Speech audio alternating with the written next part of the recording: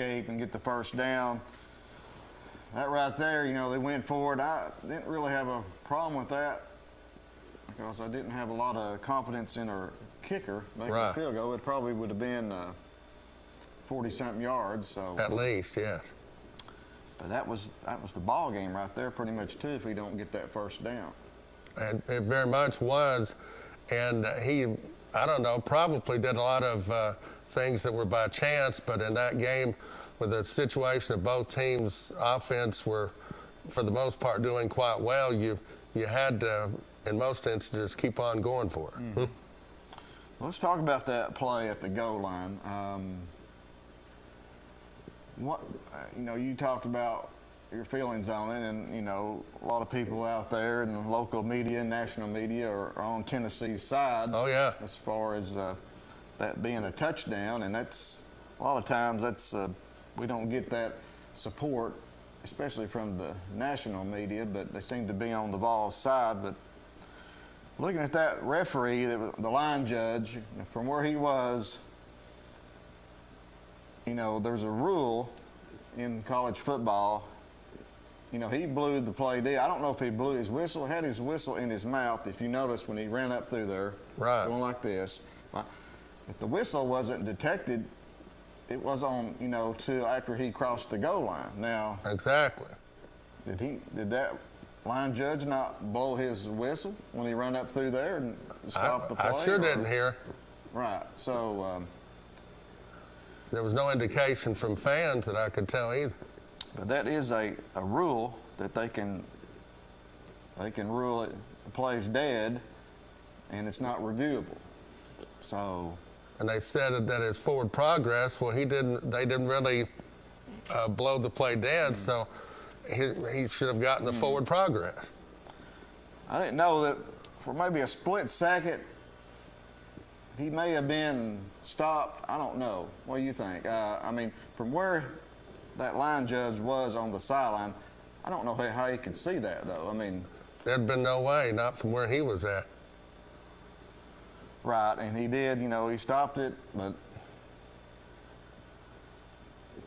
you know, he was still, legs were still churning, but I don't know there for a split second that you know, they had the other Tennessee player was sort of doing this. Exactly. And they say that's against the rules. Well, that's true. But they didn't bring that up. Exactly. But how can you not pull a player in, but you can push them in? You should not be able to. Lineman, you should not just push players in. Right, exactly. In high school anyway, you couldn't just, you know, big scrum, whatever. Maybe somebody will call in and talk about that, but it was definitely a bitter, sweet loss for the Vols. Did you see the picture of the running back, Jalen Wright? Yes. And the Sentinel next day, he was crying, you know, this coming off the field. So that just amazes me. It's 2 times this year we were truly robbed, and it's not sour grapes to me. I think the officials have a terribly hard job, and I commend the majority of officials for what good things they do, because I wouldn't want to have that job. But 2 times against Purdue and against Ole Miss, we were just completely. We weren't done right. Mm-hmm. And you go back about 10 years ago, I think the 2010 Music City Bowl, when Derek Dooley was the coach, when North Carolina, they jumped off sides on purpose to stop the clock. Yeah. And that time, you know, they stopped it. They stopped the game and let them run out there and kick a field goal. And there was a new rule that came out of that, modified, you know, so well, you have a 10-second runoff.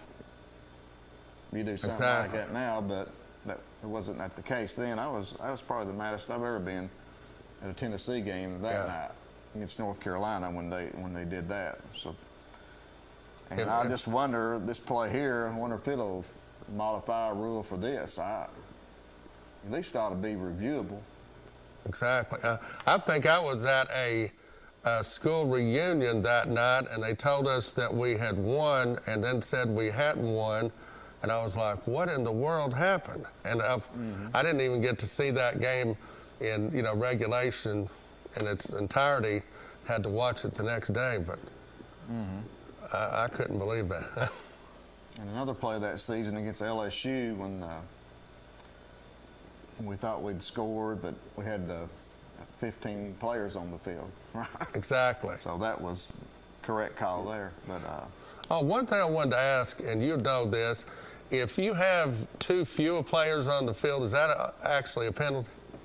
What's that now? If you have too few players, like if you're supposed to have 11 and you have 10 on the field, is that against the actual rules? I do not believe it is. I just wondered. I believe that's just your own fault, and if you don't have enough men on the field, you get what you deserve. Well, I guess that's exactly right. Somebody's not going to be covered. I'm trying to look up the Vols of basketball. They were really they had a rough time in the first half. Laying some bricks there in the first half, and 26% from the field. 26%. And Ole Miss was shooting 40%. Tennessee only 26%. I think 2 of 15 from 3-point land. Yeah, Vols are down 28-25 here. 16 minutes to go in the second half. So they've warmed up a little bit. Yeah, trailing 21-19 at the half, and if you're only shooting 26% from the field and you're only down by 2, that most of the time is pretty good if you can pick it up after that. Yeah, we missed the first 10 shots. That's bad. And then Vescovi, he missed a wide open layup there one time, and it wasn't pretty. But they got back in, was it 21-19 at half? Yeah. So. And they trailed, 8 or 10 to nothing or whatever. Mm-hmm. But anyway, I've got the Tennessee Football Coaches Association high school all-state teams. I've just got the players jotted down from our viewing area, the Roane, Anderson, and Morgan areas. So quite a few players there selected as all-state. And starting out in Class 1A, from Midway, Emmett Hagelin, the quarterback. Oh, he was a real good player, kept it going, and they scored a lot of points this year. Mm-hmm. Threw for a lot of yards. I believe he was All-State last year as well. And, we had him on the show midway during the season. And, oh, yeah. Was a good young man and had an outstanding season once again. From Cofield, offensive lineman Bryson Ridge. Remember Bryson? Yeah. Had him on the big fella. I tell you what, they're corned beef fed. There's no doubt. Had the beard going on there. Oh, yeah. So Bryson Ridge from Cofield. Also from Cofield, linebacker Landon Lau. Oh, yes. Tough kid. He also played running back as well.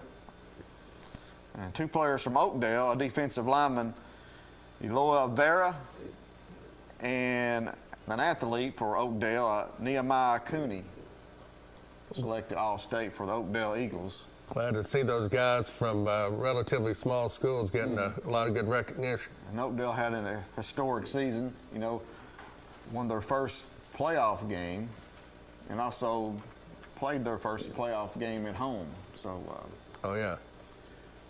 J.R. Vols head coach there at Oakdale, they just had a special season for the Eagles. We had them on earlier in the year as well. Oh, yeah. We got a phone call. Let's go ahead and take this. First call of the new year, right, Chandler? Well, Happy New Year. Hey, Happy New Year, brother. How you doing? Doing good. It's Eric. Yes, sir. Super hey, fan. Hey, Walter. Hey, Sleepy. How y'all doing? I'm doing good. How you doing? Well, I'm doing good, but I'm about to make everybody mad at me. Uh-oh. Uh-oh. All right. You're going to talk about that play, aren't you? Uh-oh. If I was an official in the Tennessee-Purdue game, on the play in question that everybody's raising all the cane about, that he got in, he didn't get in, blah, blah, blah. The whistle was late, all that. by the word of the rule, that should have been a 5-yard penalty against Tennessee for illegal procedure, because you are not allowed to pull a teammate. You can push, but you cannot pull. By word of the law. Well, we mentioned that, me and Walter, but would that be a legal procedure, you said? Illegal procedure, yes. I thought that illegal procedure is before the play. That's what I thought. Illegal procedure is anything that takes place during the play that's illegal. I mean, I don't know what it would fall under. Illegal pulling, or I don't know. I know that I was at the Cofield at Oneida game, Zach Stewart's senior year, and he was, Cofield was on offense. They were on the 1-yard line, blah, blah, blah. And he grabbed, I want to say it was Addison Bible, but I'm not certain. But I want to say it was, by the shoulder pads, and pulled him into the end zone. There was a flag thrown, and they hit Cofield with a 5-yard illegal procedure penalty, in which they followed up with a missed field goal, and Oneida ended up winning that football game that night. Now, the offensive line, if they're behind you and you're the ball carrier, your offensive line, your wide receiver, your tight end, quarterback, it doesn't matter. As long as they're behind you and they're pushing you, that's a legal play. Right. Now, that didn't used to be legal, though. That did not. It's called the Reggie Bush rule. Okay. You remember when Reggie Bush they called it the Bush push? They were at Notre Dame late in the fourth quarter, down 4 on the 2. Reggie Bush got the ball, and they put a big old fat defensive lineman behind him in the backfield. He got the ball as a fullback, and then the big old dude pushed him through the line of scrimmage. It was called the Bush push. Was that legal then? Well, that was when it became in question. So they legalized it. You can push the ball carrier, but you cannot pull. Well, I don't know. Yeah, I don't know if the Tennessee player was pulling. He put his hands on him like he was going to pull him, but it didn't look like he actually had much luck pulling. Well, I can send you a picture that shows otherwise. Well, I've seen it. I saw it. Everybody saw it. But he had his arm on him, but he wasn't pulling. He would just put his arm on him. He's got both his hands on his shoulder pads with his legs squatted, pulling back toward the end zone. Yes, absolutely. That was an illegal play. Should have been a penalty. Wasn't called. So, therefore, the non-touchdown was a good no call on the penalty and a good no call on the touchdown, because it was 4th down, and if they would have called the penalty, I guarantee you Purdue would have declined it and taken the ball. So it didn't make a difference one way or the other. And everybody's wanting to raise all these complaints about, he was in the end zone, it was a touchdown. No, it wasn't. By rule, it was not. He was pulled into the end zone by his teammate. They never mentioned that. They said the referee, line judge came in and blew it dead. I don't know if he blew his whistle or not, but he signaled it dead. They never talked about a pulling of the player. I understand that.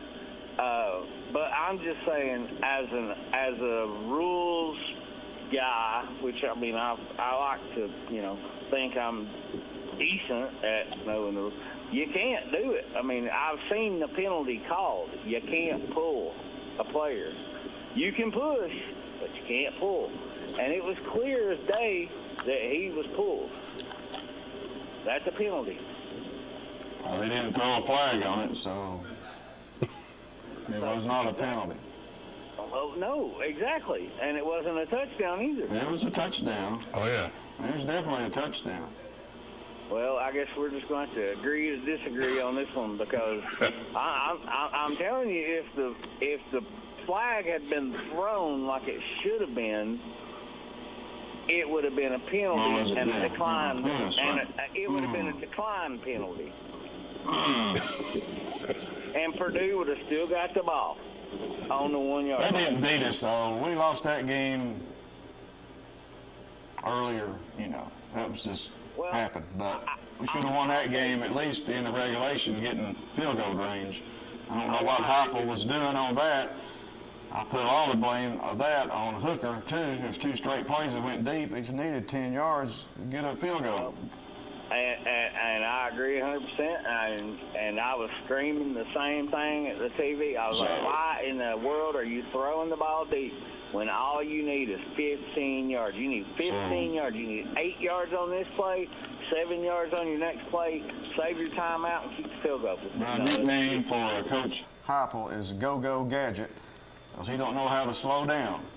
He don't know how to manage a clock at the end of the game. But I will also say He this. almost lost the Kentucky game because he go, and we leave Kentucky 2 or 3 minutes to kick a field goal to beat us, and they couldn't even manage to do that. There was He needs to learn how to manage the clock at the end of the game. He finally did there in overtime. I think they were wore out, and they finally took the time, let his linemen rest and all that, but you can't just run up there and can you walk? I mean, you got to slow down. You need to use the clock at the end of the game. You're killing your defense when you run like that. But when you only have it 13 minutes to 46 minutes, that's rough. There was a play on that last drive when they did go to the end zone. Not the third down play. I want to say it was the second down when he threw it deep to the right, down the right-hand side of the field. There was a blatant defensive holding on that wide receiver that was totally uncalled. I mean, it was, and if he would have not been held, he had a really good, legit chance at getting downfield to catch that football. I mean, that guy held him up a good 2 or 3 yards at the 15-yard mark past the line of scrimmage. I mean, you can't be just grabbing people by the jerseys. Yeah. I don't want to beat up on the officials, because that's a hard job. But, Well, I mean, that ACC crew had been suspended already once this year. Boy, you just took the words right out of my mouth. That crew that was working the Tennessee-Purdue game has already, like you said, been suspended for 3 So what are they even doing in the bowl game? That's what I'd like to know. Hey, you know what? That's a good point. I mean, why are they working a bowl game when they've already been suspended for 3 games? I mean, What was up with the field? Looked like an ice rink out there. do what now? What was up with the Titan Stadium? Looked like I don't know, an man. ice rink out there. Well, I did get a little bit of input on that. I think that comes back to a little bit weighs on the what do you call them, the equipment guys, because I think they should have been wearing long spikes, and I don't think they were wearing long spikes. Yeah, should have been wearing skates. Well, yeah, the turf was just tearing up. I mean, every time they'd plant, but I mean, they did have a lot of rain. You know, it was very, It very, didn't look very. that bad Sunday, though, when the Titans played the Dolphins. and it was raining during that game, that the field looked much better. So I don't know what the deal was. I don't know if they had too much paint on the field. Hooker looked like he'd been in tattoo parlor. Too many times he'd been tackled. You just keep taking the words out of my mouth. I was about to say maybe they the paint was too heavy. You know, I mean, that's a legit thing. I mean, you put that paint on that grass, it's slick. I mean, and of course, you know, they're advertising 50-yard line. They're advertising the 35-yard line. And then you got all your line markers. Maybe they, you know, didn't paint the field until shortly before the game, and the paint maybe wasn't dry. Maybe it was still a little wet or something. Yeah, we had some rain before that game. But because there was definitely a lot of slipping and sliding going on. Now, Derek, thank you for calling in. Anything else? Yeah. Hey, what about this defensive battle we got going on with the Vols right now? 21-19 at the half with Ole Miss. Beautiful. I mean, yeah, it's a lot different than we played Arizona. I know that. Right. And Alabama too. You know, we played a lot better against Alabama down there. So I don't know what. You know, it's. Hey, you know, one of them nights. Fulkerson didn't even play in that game at Alabama. Or Chandler. Or Chandler, you're right. You're exactly right. I think Tennessee's got an opportunity to really be pretty darn good this year if they could start, you know, sinking some of these threes. I mean, you can't shoot. What was it they shot? 6 for 26%. 26%. Yeah, you can't shoot 26% in the field and expect to win a lot of basketball games. No. You can't do it. 2 of 15 from three-point line. Unbelievable. But anyway, hey, I'm sorry to take up so much of y'all's time. I enjoyed the show. Thank y'all for having me, and y'all have a good night. Take care. Thanks for calling in, Eric. See you, fellas. And with that, we'll go ahead and take our first break of the night. We'll be right back here watching the Locker Room Chat. Mulch & More in Midtown is your landscaping headquarters. They offer mulch, topsoil, all types of gravel, sand, rock, crab orchard stone, riprap stone, and limestone gravel. Mulch & More does light excavation work. Do you need a driveway repaired? They can do it. Plus, Mulch & More can do your water and sewer lines, French drains, and more with Ditch Witch services. So whether you only need a half cubic yard up to 20 cubic yards, Mulch & More can help you. Give Gary a call today at 865-234-7060 at Mulch & More in Midtown. Roan Metals Group has been serving East Tennessee for decades. Locally owned and operated with convenient hours of operation. Roan Metals buys all types of scrap metal. Nothing's too big or too small. Still have that clunker sitting around? We've been buying them for years. Roan Metals Group are specialists in industrial scrap. We have what it takes to get any size job done. Roan Metals urges you to recycle responsibly. Scrap with only licensed dealers. A member of the TSRA and the ISRI. Roan Metals Group. Turn that scrap into cash. Alexander Guesthouse Senior Living is Oak Ridge's secret to senior care. Our all-inclusive assisted living and memory care offers 24-hour care, medication management, laundry services, housekeeping services, and assistance with activities of daily living. At Alexander, we treat your loved ones like our loved ones. Our Jackson Suites are $2,000 a month. To schedule a tour, give us a call at 865-294-5489. Alexander Guesthouse, Oak Ridge's secret to senior care. For 14 years, Subaru and our retailers have been sharing the love with those who need it most.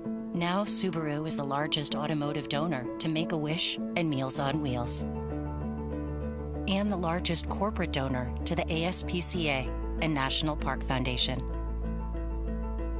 Get a new Subaru during the Share the Love event, and Subaru will donate $250 to charity. Earl Duff Subaru in Kingston is proud to support both national and local charities during the Subaru Share the Love event.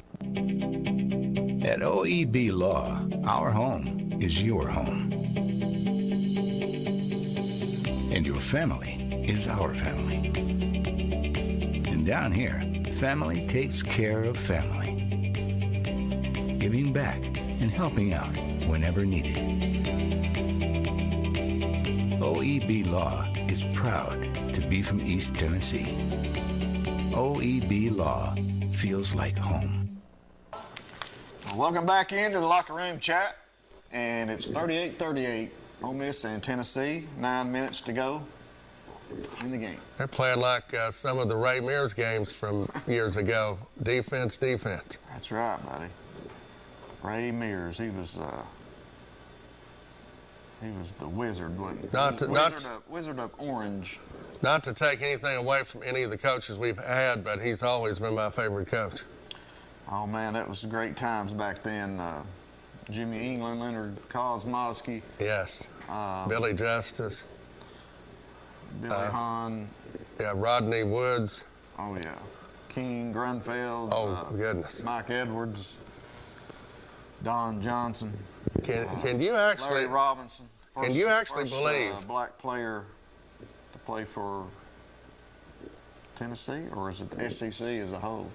It was definitely for Tennessee, yeah. But I'm not sure about... I think the guy that played for Kentucky, Tom Payne, probably was one of the first. You remember Larry Robinson, know how...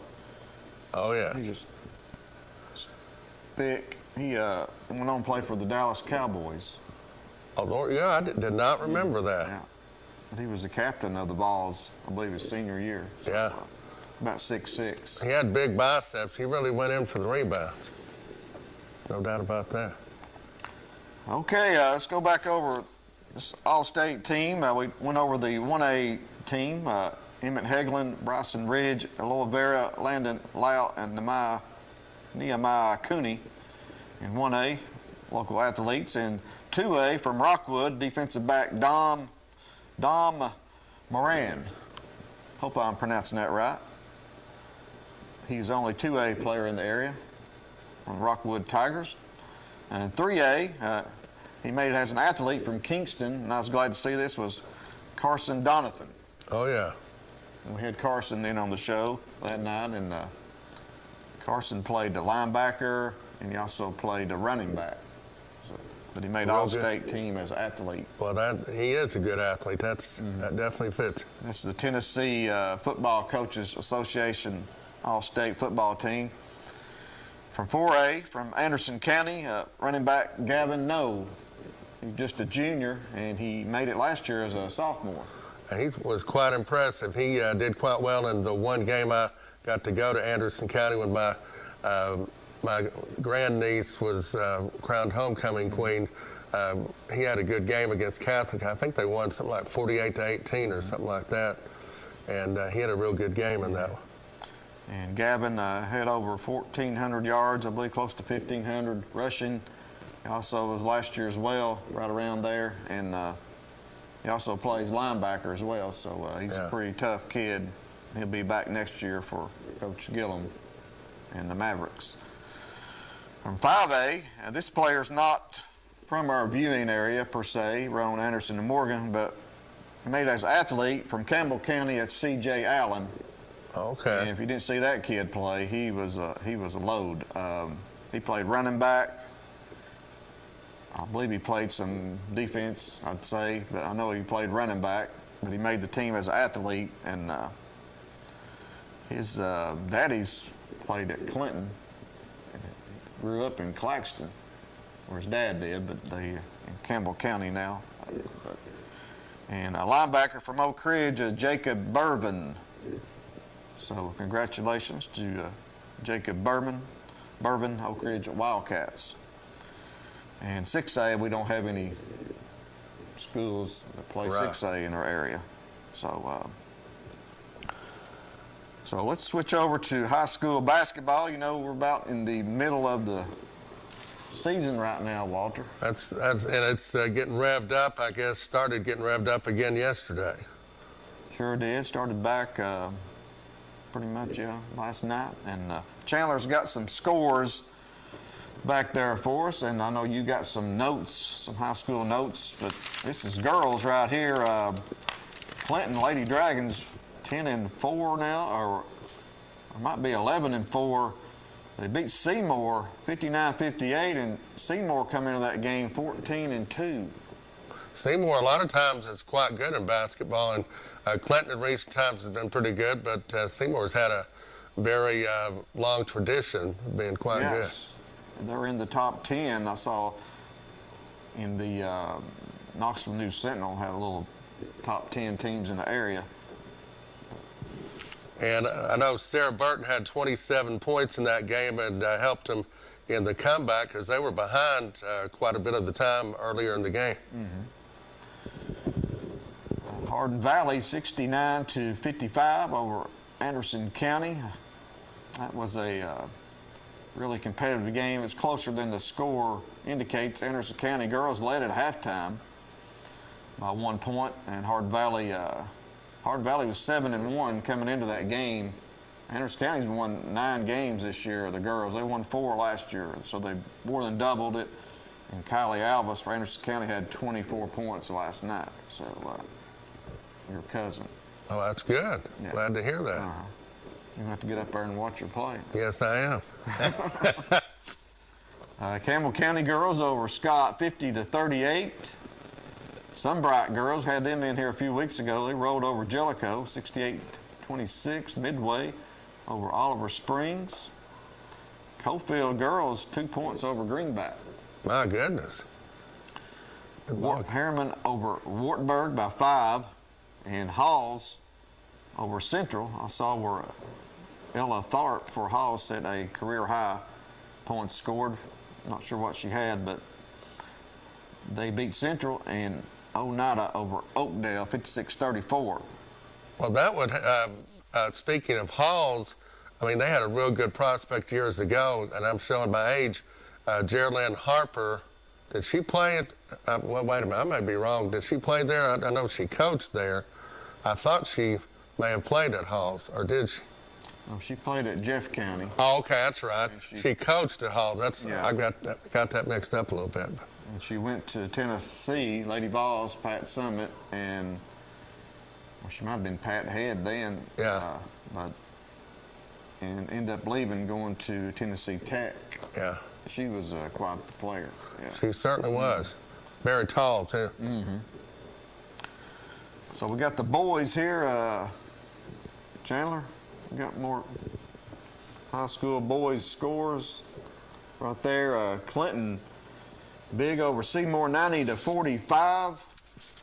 And the Dragons, they lost their first game of the year to McMinn County, and they won 14 or 15 in a row. I saw where they're ranked number 1 in Coach T today in Class AAA. But you got some notes on that game. Well, not only do I have that, but they played in some tournament out of state and won big in those tournament games. Windermere, Florida. It was the Rock Holiday Classic. It's a really prestigious tournament in Windermere, Florida. They say Big Shaq's got a house. Used to have a big house down there, and also Tiger Woods. It's really it's a rich area, but it's really beautiful down there. But right. Clinton went down there and won it. Well, now that's good. Yeah, won it 3-0. They beat the defending 6A champs in their second game from Chattahoochee, Georgia. Okay. They played at Chattahoochee High School. That's pretty cool. And so they're what, 15-1 or thereabouts now? Yeah, 14 or 15-1, and then they won. They beat St.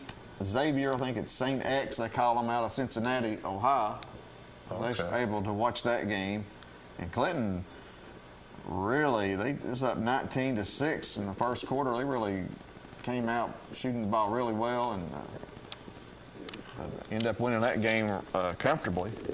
And I noticed here from last night, Trace Thackerson, and generally speaking, most people would think having 10 assists in a game would be quite a good undertaking. He had 23 assists, which I've never heard of that even in the pros back in the days of Magic Johnson. I don't recall that I've ever heard of anyone having 23 assists in a game.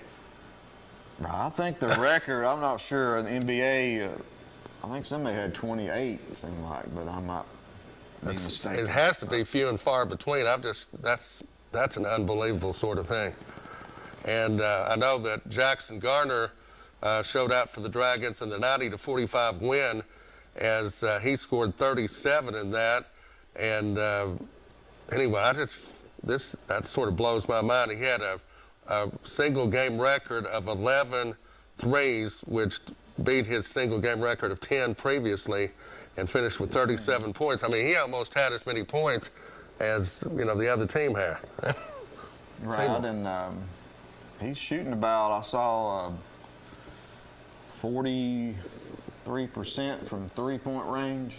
Now that's unreal. He came in last night averaging 23 points a game, and he went over that last night, I'm sure. But Jackson Garner, he breaking his record last night, and he was also named the MVP of that Rock Holiday Classic, as also Trace Staggerson and Rashawn Bright was named to the All-Tournament team.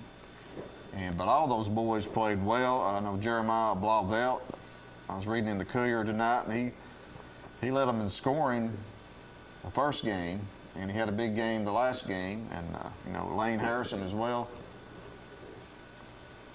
Hunter Rupert come off the bench that last game, hit 3 big threes. And they're playing without Tyler Morgan, another 6'5" senior. He didn't play.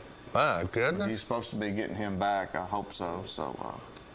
But congratulations, Clinton Dragons. And Chandler will throw up in scores again. It was Hardin Valley over Anderson County, 73-61. Anderson County now 8-8 on the season. So they've either been in games or they've been out of games. Last night's game was sort of in between there a little bit. Hardin Valley pulled away in the fourth quarter. Scott, what's that, 72-60 over Campbell County? Oh, yeah. That's a big win for Scott. They're non-district. Jellicoe over Sunbright. Big win for the Blue Devils. Oliver Springs, Coach Rather, 18-point win over Midway. Coach Brad Jones at Cofield getting the win over Greenback last night. Good job. I bet he's feeling good. 57-38. And Harriman 20 over Wartburg. Halls by 8 over Central. That used to be a big district matchup. It's not anymore. It's still rivals. And Oneida over Oakdale. Okay. You got some more news and notes there, don't you, Walter? Right. Johnny Morgan, which is not in this part of the country, but he's heading for 1,000 career wins in ladies basketball out of men's Central. He's got 999 wins, and they, of course, actually lost to rival Bradley Central 74-39, but the emphasis is he's zeroing in on 1,000 career wins, and that's a rough thing to do, to get 1,000 wins. I'd be happy with one, but and they return to action on Thursday at CAK, and then we'll host Loudon on Friday. But congratulations to Johnny Morgan, heading towards 1,000. I'll be getting that, I'm sure, in the next few days. So he's got 999 now? Yes. That's the Lady Chargerettes, McMinn Central. That's it. They've got quite a program for girls basketball. They certainly do, and it just made me think of another one down in that direction, Bradley Central, which I don't know if I'm on two sides of the interstate on that or not. I get it sort of mixed up. But I know got some other things here. Coach T, high school basketball. I'll go over this real quick. Class 1A, this is Coach T. I haven't seen the AP poll come out yet. They usually should be coming out pretty soon. And Class 1A, just locally, in the boys, I don't really see any Pickett. They got Middleton Tigers, number 1, Pickett County. North Green, number 4. Clay County Bulldogs, number 8. I know the Dragons defeated Clay County this year. And Hampton Bulldogs, number 10. honorable getting votes. Jellicoe's getting some votes there. They're 12-6. Going on to 2A. Number 1 team is CSAS, Chattanooga School of Arts and Sciences. 13-3 overall. Don't see any other local teams. They're Polk County's number 9. Gatlinburg getting some, receiving some votes. York Institute, Meigs County, Pigeon Forge. In 3A, Clinton Dragons, number 1.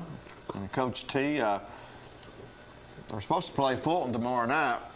And Fulton's number 3 in this 3A poll. Whoa. But it's been canceled because of the snow coming in. I think Knox County, when they call school off, they can't play. So. Impending old man weather heading our way. But Clinton and Fulton, they haven't played in a long time, so I'm glad to see them getting together and playing. And Coach Lockard and Coach Wright, Coach Wright lives in Clinton. And oh yeah. So, Fulton's had a lot of trips to the state. And Jody Wright's one of the better coaches, and has been for quite a while. Certainly, and I know Fulton's supposed to come to Clinton later this season. I don't know when, the date on that, but Clinton at Fulton, maybe that might get rescheduled to go over there and play. Yeah. Greenville, number 6. Now, Greenville's AA. I mean, not AA. They're the defending champions in AA. Right, I've got, matter of fact, on that itself, the fact they recently played the team that's 17 in the country and beat them in a recent, I guess, just after Christmas holiday tournament. And that's an interesting name of that school. Yeah, I don't know how in the world you are called Dr. Phillips High School from Orlando, Florida. I don't understand that. Like Dr. Scholl's. Probably get some shoes down there, don't you better believe it. Yeah. Dr. Phillips. Greenville, they won it last year, and they got most of their team back, and they went up to, you just said up in that Arby's Classic. Right, exactly. Beat that Dr. Phillips team. They're 11-4 right now. They got Jacoby Gillespie. Yes. He's already committed to Belmont. And they got a kid named Satterfield. It's really good. Greenville's really good. Looking down the road, Clinton and Greenville, we don't want to leave Scott high out. They got a good team. They're in the same district as Clinton, but you want to stay away from Greenville. You want to win the region. Exactly. And you want to hope Greenville wins their region so you won't meet in the sub-state. So you don't want to travel to Greenville, and you don't want Greenville coming to your place. Exactly. We'll see how that plays out. South Doyle, number 10, Cherokees in Class AAA. Also, Sullivan East Patriots, they're a pretty good team. They're 10-2, so watch out for them. Maybe a possible sub-state opponent for the Dragons. If they can make it that far, hopefully we'll make it. We're looking way ahead on it. Oh, that's true. That's what they do in football. Is that what Queener and Cox does in football? They say, let's go ahead and pencil Alcoa and Maryville, Powell. A lot of that times it plays out, though, Yeah, but particularly in Alcoa and Maryville, and particularly Alcoa and Maryville has that problem some with Oakland, I guess it is, but Alcoa. Greenville and, football's a little bit easier to predict, I think. Most of the time, yeah. Getting some votes in AAA, some local schools. Scott High, 15-5. You got Knoxville Halls, 10-5. Northview Academy, I know they're a possible region opponent for the Dragons, and Carter as well. And Clinton goes to Carter next week. Saw Carter play Anderson County earlier this year, and Carter defeated Anderson County. It was a close game. But, in 4A, the Beach Buccaneers are number 1. Oh, if there's a football school. Jalen Hurd down there at Beach. Oh, yeah. Morristown East Hurricanes, number 2 in 4A. They're 17-1 overall. My goodness. They've got a big 6'10" guy, I believe, 6'11". Goodness gracious. Jobbins Bennett's number 4. This is in 4A. This is first year, two NCAA's had 4 classifications. Bearden Bulldogs, number 6. And they've really played a tough schedule. They're supposed to play Greenville tonight. So that's quite the matchup. Oh, yeah. I know Farragut beat Bearden this year, but Bearden is a really good team. Went to the state last year. Number 8, Carnes Beavers. They're 14-2 overall. My goodness. Saw them play earlier this year. They are really, really good. Coach Henson there at Carnes. You remember Lee Henson? Yes. Actually, good. He's been around quite a while. He played for Carnes and he used. Oh, yes. Called some of his games. Yeah, I know. I looked him up on 5-Star Prep, and I saw that name. I said, hey, I know who that is. He has a son now plays for him. Oh, okay. Carnes. And receiving some votes, so you have Science Hill 16-3, Oak Ridge Wildcats 10-3, and the Wildcats went to Nashville over the holidays, and they went 1-2. Okay. So they produced some good teams there. Oh, yeah. But Oak Ridge has lost quite a bit, but Coach Aaron Green, them boys is playing some ball, Oh, he's quite capable. They'll really surprise some folks before the year's out. They have an outstanding point guard, and have a couple of twins on that team but they have improved. They're a big team. They're not really tall, but they got some muscle on them. Oh, yeah. But Oak Ridge, you think they might drop off, but they're right back. They're tough to beat. And Clinton and Oak Ridge this year, that'll be really something to watch. It always is. I think February the 4th in Clinton, and then February 14th at Oak Ridge. So, boy, that's real close times to play them back to back. Yeah, that's right there towards the end of the season. Yeah. Of course, they're not district rivals no more. I mean, they're not in the same district. They're still rivals, yeah, no matter how you look at it. And Farragut's 11-5. Coach John Higgins has a really good team. In Sevier County, and William Blunt also getting some votes. So, you have anything else, Walter, on the? Just going back to some of the other things in 5-Star Prep, which I told you about the Greenville situation, but 5-Star Prep's 5A Player of the Year, which we had talked about before, but they talked about Deshaun Bishop chasing history. A Power 5 prospect might be going to Tennessee. He had 3,179 rushing yards in 12 games to chase Jalen Hurd's 3,357 yards, which Hurd's had that in 15 games at Beach High School in 2012. Bishop reached that at least 210 yards in 11 out of 12 games and topped 350 yards in a game 3 times in 2021, and did not get at least 210 yards only one time against Clinton, which he only got 101 yards in that game. But he is a good ball player, and I'm just hoping he somehow goes to Tennessee because we need it. Or the orange, Deshaun. You got it. We need you. You got the Carnes blue now. You can trade it in for some orange. That's it, exactly. All right, we're going to go ahead and take another break. We'll be right back to wrap up the show. If you have a question or comment, call in and we'll try to get you in right now. But it's Tennessee 51-51, 43 seconds. So we'll be right back. We might have a big orange winner.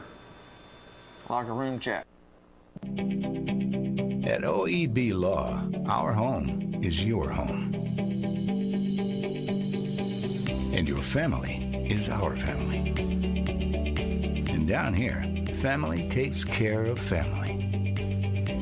Giving back and helping out whenever needed.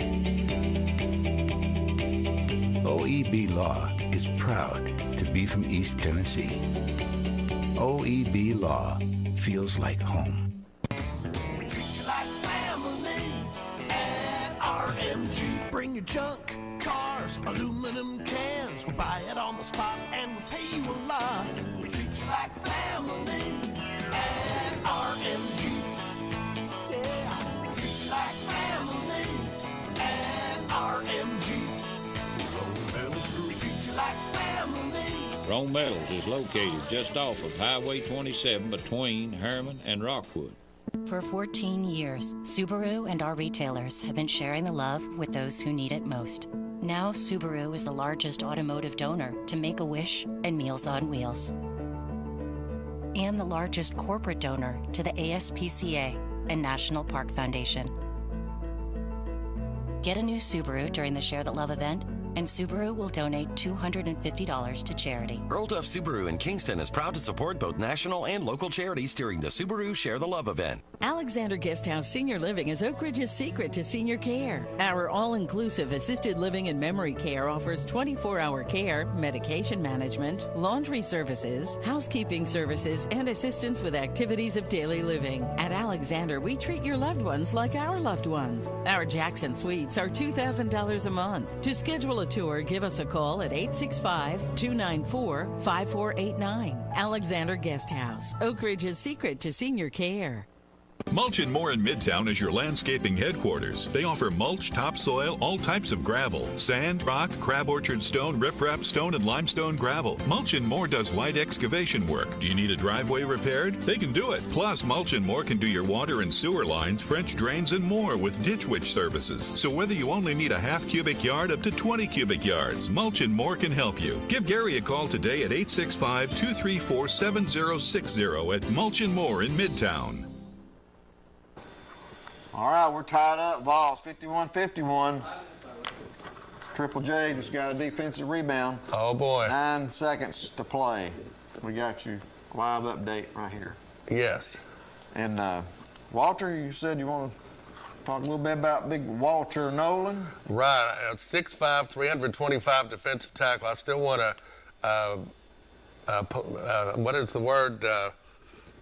Persuade him to come to Tennessee. He's supposed to go to Texas A&M, but we want to push him over the goal line our way to Tennessee. Yeah. Do you have his email? Well, no, I need to find it. Or his phone number? We'll text him. Yeah, we ought to do that. 6'5", 325-pounder. And I thought it was rather interesting. He scored 6 touchdowns on 8 tries, and he's not even officially a running back. He's Refrigerator Perry, ain't he? Yeah, I mean, when you're 6'5", 325-pounder in high school, and he apparently is pretty darn fast, that's pretty significant coming through the line to go in to score. Vols and the Rebels are going into overtime. Oh, boy. Chandler missed a 3 there at the end. I thought he's Chandler, in 2 different places. Chandler, hey. How'd he do that? How'd you do that, Chandler? Okay, you had an interesting note about Gibbs and Pigeon Forge, like 5 most important things you saw. On 5-Star Press. One of them was Gibbs and Pigeon Forge. Talk about that. Right, Gibbs Eagles and Pigeon Forge have got a big rivalry. In baseball here, or just, baseball. Right, it got bigger in 2021 as the two met frequently throughout the postseason, even all the way to the season finale. And after splitting 2 regular season meetings, Pigeon Forge won the District 3 AA tournament with a 3-0 decision over Gibbs. The Eagles then returned the favor 6 days later, 3-1 in the Region 2 AA championship game.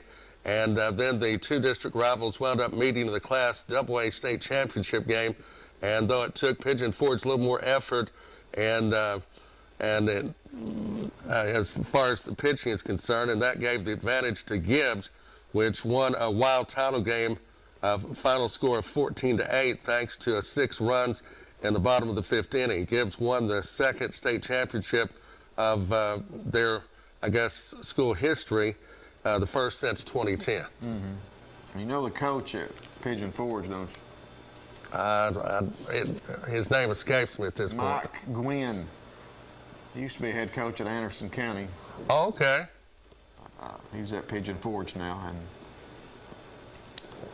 he's pretty good. Good recruiter. Yeah, let's put it that way. Well, that's good.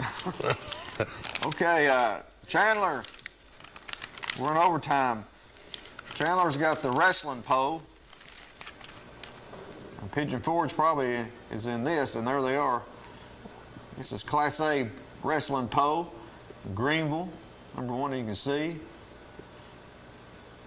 Gibbs there, 5. You got Gibbs and Pigeon Forge. Pigeon Forge number 6. Halls number 8. And Sycamore. You know where Sycamore's at? I've heard of Sycamore, but I can't recall where it's at. It's down past Cheatham County. It's down that way. They're big rivals with the Cheatham County Cubs. Okay. Yeah. Now, how do you know that tidbit?